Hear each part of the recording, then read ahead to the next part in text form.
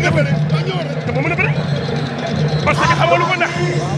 moom dafa yàgg a foog ne koy commune damay arrière yi léegi li ma def noonu dafa bett ma exploité ko. waaw.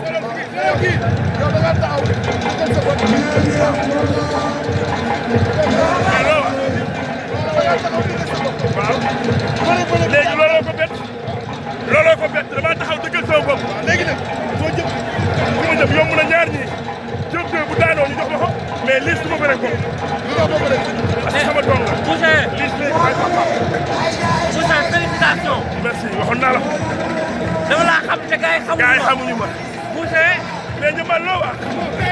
Boucher tactique bi kañ nga ko mais kañ nga may invité fële suba ñëwal suba mercredi laa bëgg a ñëw mercredi waaw dinaa ñëw 11h mais kaay